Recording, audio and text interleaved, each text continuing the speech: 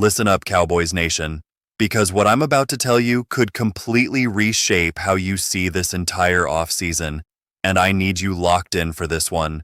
The Dallas Cowboys secondary was an absolute disaster last season, and now there are two names circulating that could change everything, but one of them comes with serious red flags, while the other might be the smartest under-the-radar move this front office could make. Before we dive deep into this, hit that subscribe button right now, because here at Blue and Silver Nation, we break down every Cowboys update the moment it drops, and you don't want to miss what's coming next in this wild offseason. Now here's the deal, and I'm going to be completely real with you, because that's what we do on this channel. The Dallas Cowboys finished 7-10 last season, and the defense was historically bad, giving up more passing yards than any other team in the entire league.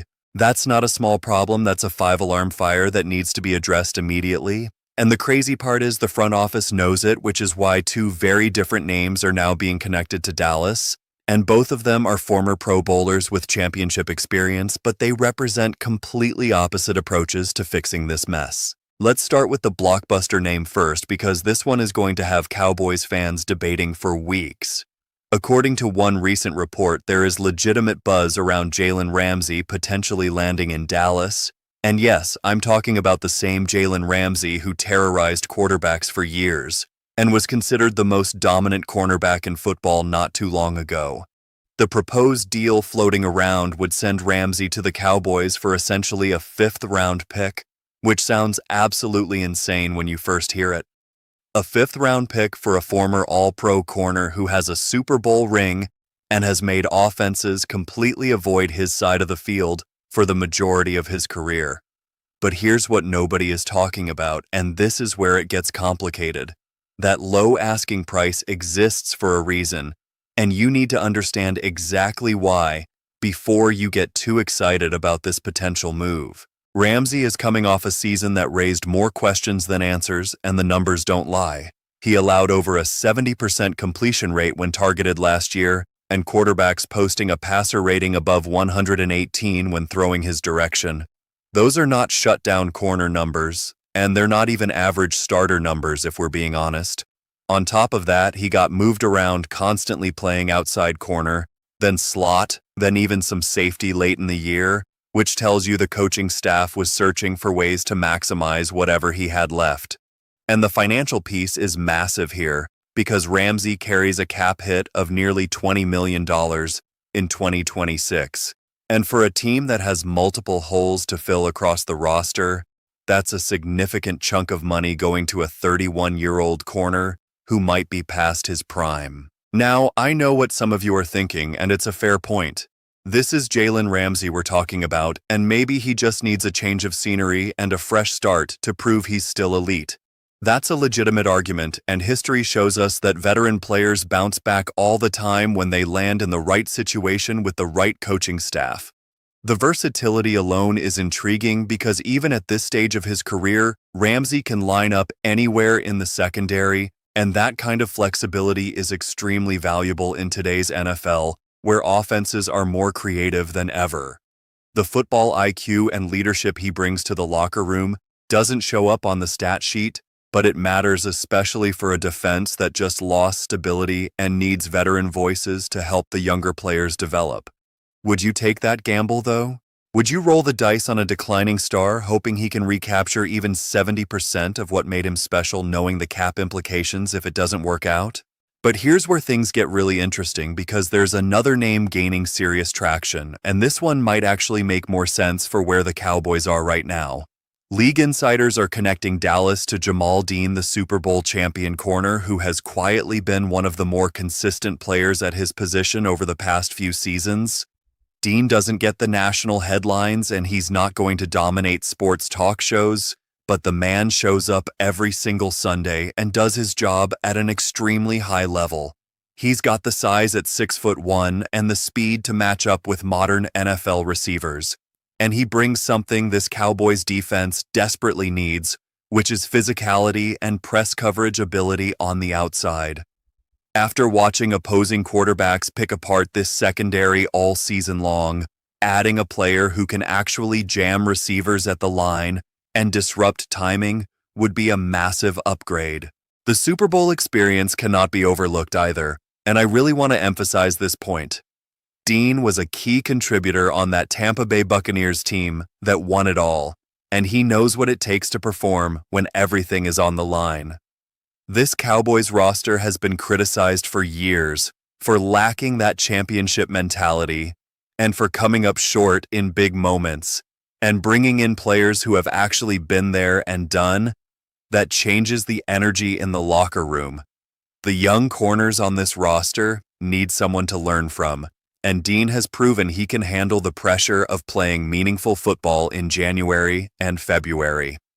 The consistency factor is huge too, because Dean isn't going to give you 10 interceptions, but he's also not going to get burned for 40-yard touchdowns multiple times a game like we saw way too often last season. Now let me pump the brakes for a second because I always want to give you the full picture, and there are legitimate concerns with this move as well. Dean is 29 years old, which means you're probably getting 3, maybe 4 productive seasons from him if everything goes perfectly. That's not ancient, but it does raise questions about whether this fits the long-term vision or if it's just another short-term patch on a roster that needs sustainable solutions. The market for corners is going to be competitive this offseason, and if Dean hits free agency, he's going to have multiple suitors, which could drive the price up to a point where the value no longer makes sense. And the biggest question of all is whether Dean is truly a number 1 corner or if he's an elite number 2, because there's a significant difference between those two things. If you're bringing him in to be the guy opposite Darren Bland, that's a lot of pressure, and the expectations need to be realistic about what he can actually deliver. So, where do I stand on all of this, and what should the Cowboys actually do? Honestly, I think the play here is to pursue Ramsey first, but only under very specific conditions. If Dallas can get Pittsburgh to eat a significant portion of that salary or restructure the deal to bring down the cap hit, then suddenly you're looking at a low-risk, high-reward situation where the upside is tremendous. You're not giving up any real draft capital, and you're adding a player who has the potential to be a game changer if he's motivated and healthy in the right system. But if the numbers don't work and the contract remains an albatross, then you pivot immediately to Dean in free agency, because he represents the safer floor with proven production and championship pedigree. Either way, this secondary needs major help, and standing still is not an option after what we witnessed last season. The coaching staff has to be looking at this situation and understanding that no scheme in the world can fix a lack of talent at cornerback. You can call the most creative blitzes and generate pressure from everywhere, but if your corners can't hold up in coverage for even a few seconds, the whole thing falls apart.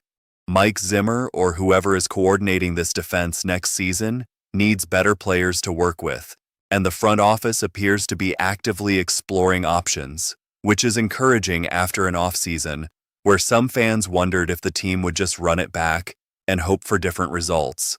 This tells me there's an acknowledgement internally that changes need to happen, and that's the first step toward actually fixing the problem. The locker room dynamic is fascinating to think about here too, because adding either of these players would send a message to the rest of the roster. Bringing in Ramsey says we're swinging for the fences and we believe in our ability to maximize veteran talent, while signing Dean says we're prioritizing reliability and championship experience over splash moves. Both approaches have merit, and both would represent an upgrade, but the tone they set is different. The young defensive backs on this roster, like Bland, need to see that the organization is serious about building a contender around them, and investing in the secondary sends exactly that message. Looking at the cap situation, the Cowboys have some flexibility, but not unlimited resources, so every dollar matters. If you're paying Ramsey close to $20 million, you better be confident he can still perform at a high level, because that money could go toward other positions of need. If you're signing Dean to a reasonable deal that allows you to also address the offensive line or add another pass rusher, then suddenly the overall roster construction looks much stronger.